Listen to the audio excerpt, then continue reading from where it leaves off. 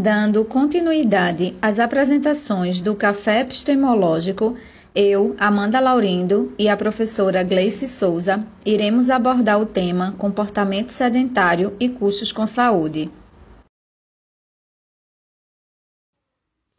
O presente trabalho traz uma descrição histórica e epistemológica das ciências da saúde e da economia. Ciências essas que norteiam o tema comportamento sedentário e custos com saúde, e apresenta a importância dos estudos e conhecimento na área, tendo como objetivo descrever onde as ciências da saúde e da economia se encontram na epistemologia.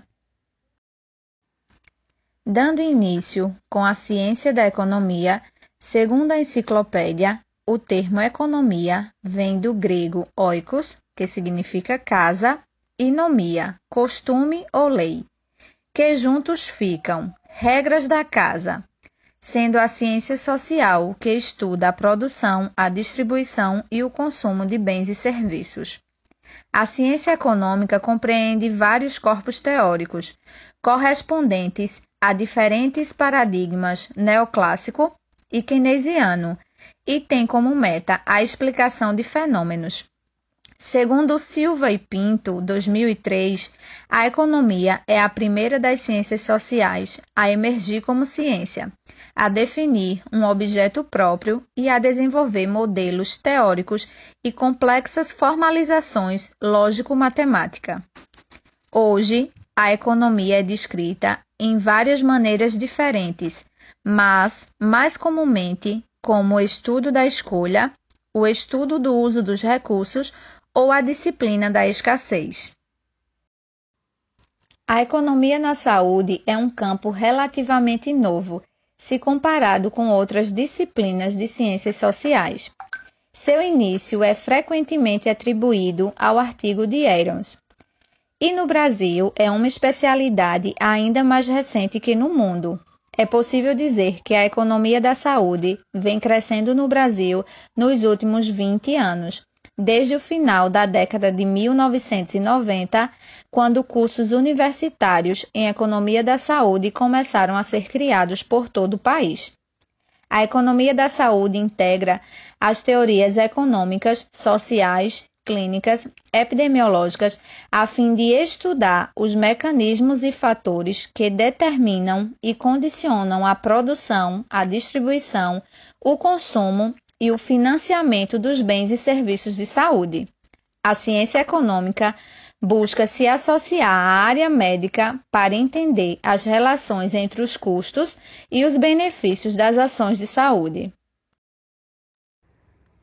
Segundo Scliar, em 2007, o conceito de saúde pode ser entendido e diferenciado através de contextos sociais, econômicos, políticos e culturais. Por isso, pode representar conceitos diferentes de acordo com a localidade em que se aplica. A seguir, iremos falar um pouco sobre as diferentes formas em que a saúde foi estabelecida ao longo do tempo. No período da Idade Média, a saúde foi atribuída a preceitos religiosos, onde toda a doença poderia ser curada através da fé e que toda ela era decorrente do pecado. Nesse momento, podemos identificar facilmente o conhecimento simbólico estabelecido como ciência e sustentado por crenças e também pela fé. Com o advento do Renascimento, a Igreja perde um pouco de sua autonomia e surge uma era mais filosófica, onde o biológico começa a ser reconhecido, considerado o modelo biomédico, onde o psico e o social não tinham importância. E temos aí uma transição para a ênfase no conhecimento empírico, fazendo com que profissionais da saúde tivessem bastante importância nesse momento. Importância essa definida pelo modelo biomédico. Já no século XIX, com a chamada Revolução Pasteuriana, tem-se a valorização do microscópio, que já tinha sido inventado há alguns séculos atrás. A partir dessa valorização, foi possível a prevenção e cura de doenças causadas por micro-organismos, com a utilização de soros e vacinas. Ainda assim, as doenças transmissíveis eram um grande problema, causando endemias e epidemias. A medicina social, originada no século XVIII na Europa, se apresenta como um marco importante, pois coloca a intervenção do Estado em questões relacionadas à saúde pública, e a Revolução Industrial marca essa medicina social, pois nesse momento os conceitos de proletariado e força de trabalho ganham evidência em decorrência das difíceis condições de trabalho. Na América Latina, no final do século XIX até 1930, houve a chamada Revolução Científica, patrocinada pelo Estado. Descobriram nesse momento a bacteriologia, tirando o foco da medicina social, que seria de descobrir o processo de dinâmica da saúde e da doença, esquecendo do envolvimento com outras questões que poderiam influenciar no estado de saúde do cidadão. Contudo, no Brasil, após esse período, o país vem sofrendo uma mudança nos padrões de mortalidade e fecundidade. Estamos desde então passando pelo processo de transição demográfica e epidemiológica, que, segundo Lebrão, em 2007, é caracterizado por uma diminuição da natalidade e mortalidade, levando ao envelhecimento da população.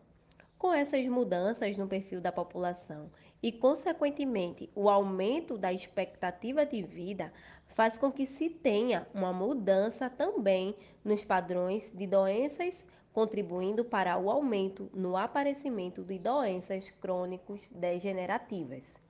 Essa mudança nos padrões de estilo de vida traz consigo o comportamento sedentário, esse que pode ser associado às mudanças no estilo de vida advindas com a contemporaneidade e o avanço tecnológico. As pessoas cada vez mais se utilizam menos de caminhadas para se locomoverem para o trabalho, escolas, sem falar no grande tempo sentado em atividades escolares, de trabalho e lazer, fazendo com que elas tenham um gasto energético inferior ou igual a 1,5 metros. O comportamento sedentário, termo originado do latim sedere, que significa sentar, é caracterizado pelo tempo sentado envolvendo atividades de baixo gasto energético, ou seja, menor ou igual a 1,5 metros. Já foi considerado como sinônimo de inatividade física, mas, segundo a OPAS, em 2018, a inatividade física pode ser representada quando o indivíduo não atinge os níveis recomendados de atividade física semanal para se manterem saudáveis, que nesse caso seria um tempo de 150 minutos de atividade física moderada ou 75 minutos de atividade física vigorosa por semana. Sendo assim, podemos inferir das afirmações que o indivíduo pode ser fisicamente ativo e ter também grande parte do seu tempo em comportamento sedentário.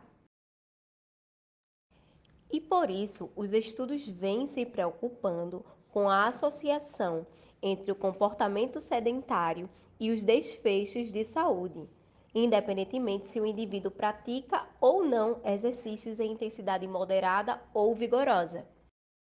Sendo assim, os estudos apontam um crescimento no número de mortes e condições precárias de vida por motivos relacionados ao aumento das doenças crônico-degenerativas, doenças como hipertensão, diabetes e doenças cardiovasculares, sendo as doenças cardiovasculares a principal causa-morte em países desenvolvidos e a segunda em países em desenvolvimento.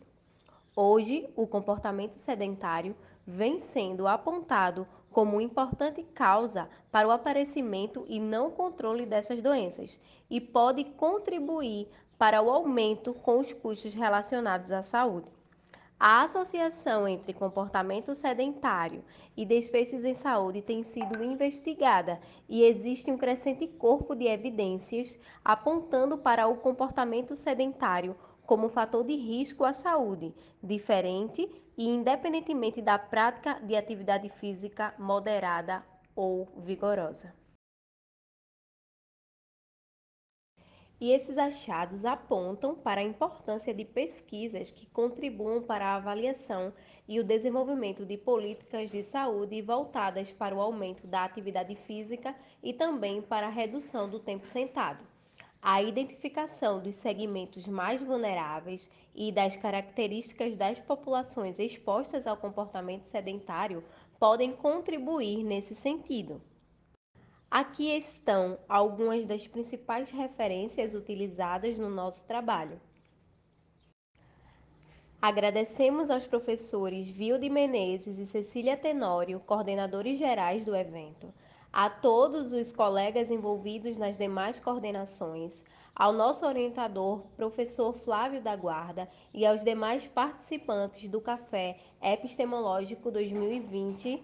Obrigada!